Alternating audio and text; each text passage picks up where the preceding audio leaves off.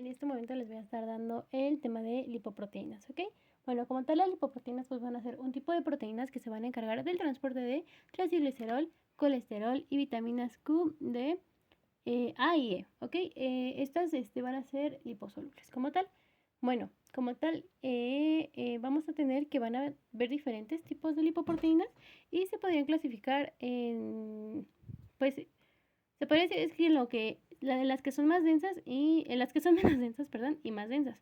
Si son más densas, vamos a tener en consideración que van a tener una alta cantidad de triacilglicerol en comparación con la del colesterol y viceversa. Si son más densas, vamos a tener que la cantidad de colesterol va a ser mayor que la de triacilglicerol. Ok, ejemplo de esta, pues la LDL, que en un momento hablaremos de ella. Bueno, entonces vamos a empezar con las menos densas, ¿ok? Las que tienen una mayor carga de triacilglicerol. Y vamos a empezar con la vía exógena. Esta es la vía del kilomicrón, va a ser nuestra primera lipoproteína. Esta como tal es pues la menos densa, pero es la más grande, ¿ok? Nace en el retículo endoplasmático liso del enterocito y como tal, si se dan cuenta, tiene fosfolípidos asociados a su membrana, que como tal esta nos va a ayudar a aislar el agua, ¿ok? También vamos a tener algo muy importante llamada apoproteína. Las apoproteínas van a estar ancladas a esta capa de fosfolípidos y bueno, como tal va a haber diferentes, pero va a haber una que es exclusiva del kilomicrón y que es como importante, que es la ApoB48, ¿ok? Esta es única del kilomicrón, nadie más la tiene, porque es como su identificador, su marcador distintivo del kilomicrón, ¿ok? Vamos a tener otra que se llama ApoC2, que como tal activa a la lipoproteína lipasa, ahorita vamos a hablar de ella, pero también va a permitir que el kilomicrón pueda interactuar con el adipocito y con el músculo, ¿ok? También vamos a tener a la ApoC3, que ella inhibe a la lipoproteína lipasa. Y por último tendremos a la ApoE, que ella como tal permite interaccionar con el hepatocito. En sí podríamos decir que permite interactuar con el hígado, ¿ok? Entonces, ¿cómo va a ser esto? Vamos a tener que el kilomicrón va a salir del enterocito por un vaso quilífero y va a entrar a la circulación venosa, ¿ok? Una vez que está en circulación venosa, se va a encontrar con la lipoproteína lipasa y como tal le va a decir, bueno, ¿tú quién eres? Identifícate. El kilomicrón como tal, ¿a quién le va a enseñar para poderla activar? A la ApoC2. Para identificarse como tal le enseñaría a ApoB48, pero a ApoC2 le va a mostrar en caso de que la quiera activar. Una vez que ya activó a la lipoproteína lipasa, ¿qué va a pasar? Va a empezar a cortar los enlaces ester de los triacilglicerol que el kilomicrón está movilizando, ¿ok? Recordemos que va a tener triacilglicerol y colesterol, pero ¿a quién va a tener en mayor medida? A los triacilglicerol. Ok, entonces una vez que está activada va a empezar a cortar los enlaces ester de los triacilglicerol, dándonos como resultado ácidos grasos y glicerol. El glicerol como tal se regresa al hígado para poder entrar a la vía de la gluconeogénesis, mientras que los ácidos grasos se van a absorber. Y aquí hay de dos sopas. Si se va para el adipocito, va a ser para que se almacene, ya quedamos como en gotículas de grasa, como hablamos en la lipólisis. Y si se va al músculo, se va a oxidar a través de la beta oxidación, ¿ok? Bueno, como tal, pues quedamos que está cortando a los triacilglicerol, pero ¿qué va a pasar con el colesterol? Bueno, como tal, al colesterol nadie lo quiere, ni la lipoproteína lipasa, entonces ni lo pela. ¿Y qué va a pasar? Que como tal el kilomicrón se va a quedar con el colesterol, ¿no? Entonces vamos a tener que se forma un remanente del kilomicrón, que como tal no tiene triacilglicerol, pero sí va a tener bastante colesterol.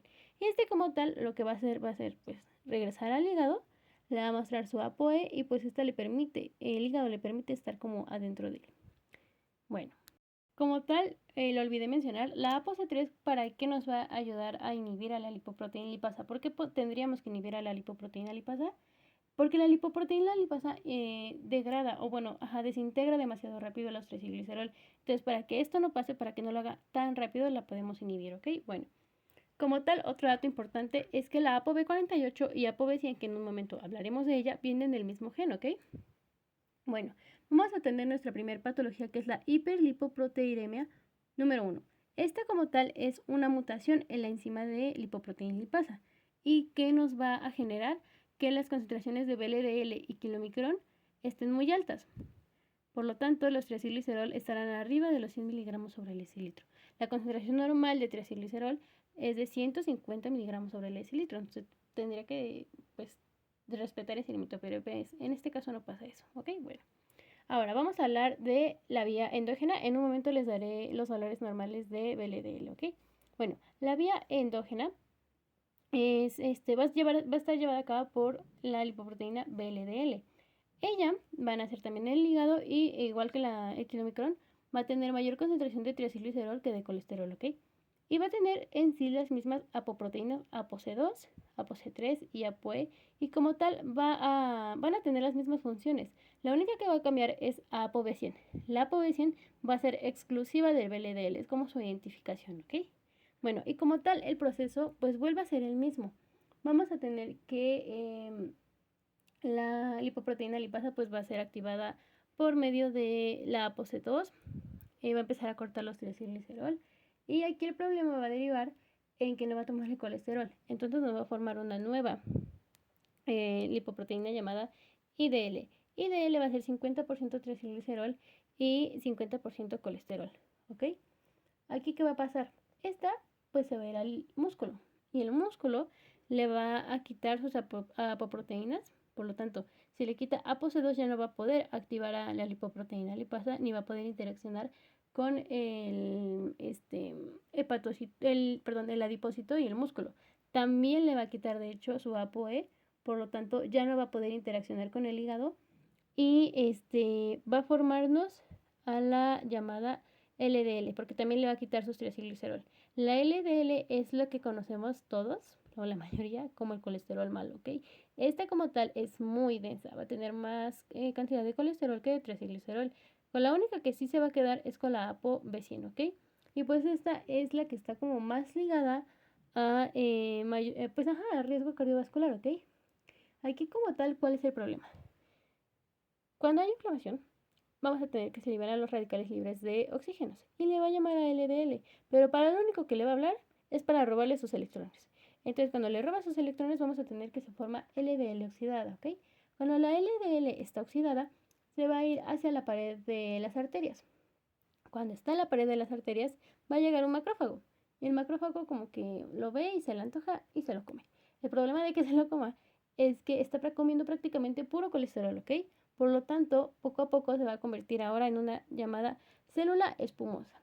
Esta célula espumosa, como tal, atrae a más macrófagos y va a pasar lo mismo, se va a repetir ese ciclo.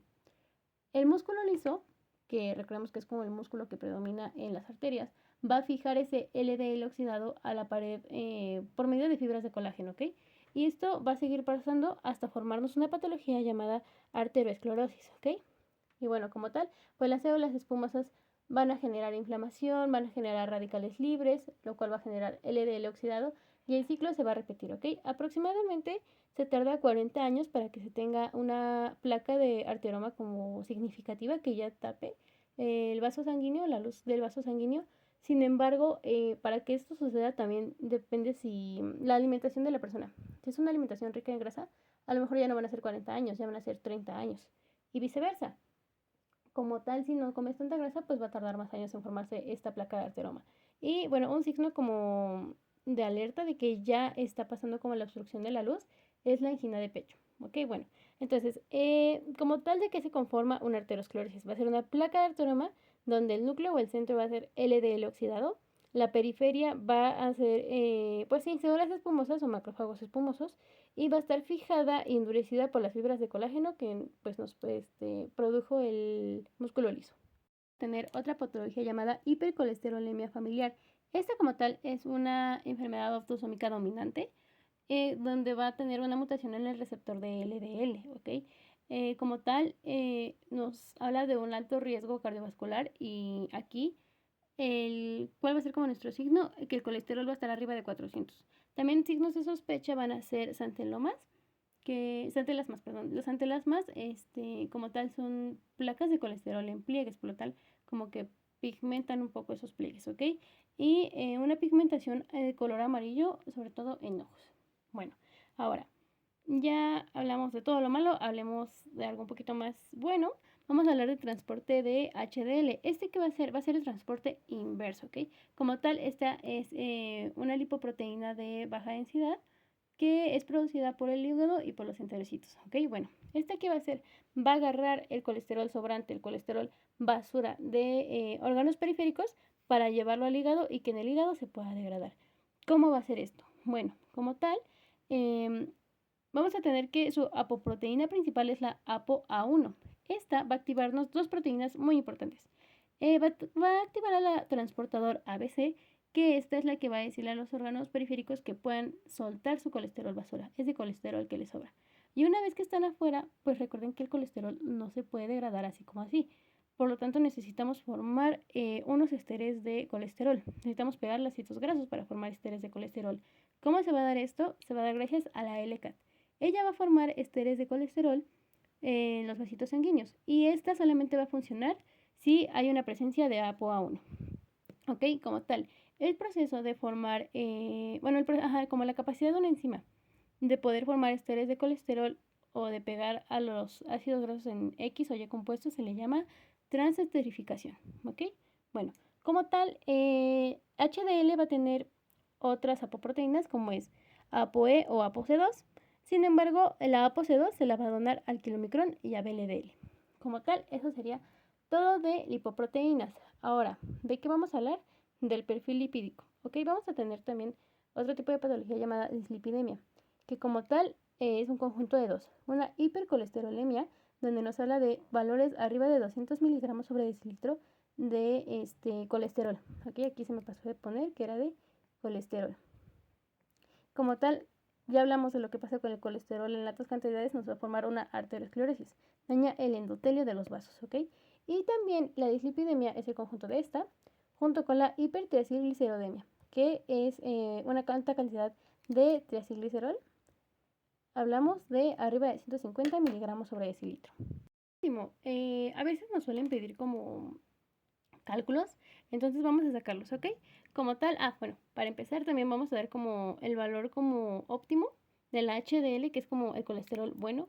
Mínimo, una persona del sexo masculino la debe tener arriba de 40 miligramos sobre decilitro, mientras que una persona del sexo femenino la tiene que tener arriba de 50 miligramos sobre decilitro. Ok, ahora, para sacar como el valor normal de LDL, debemos de tener en cuenta si hay factores de riesgo, ¿ok?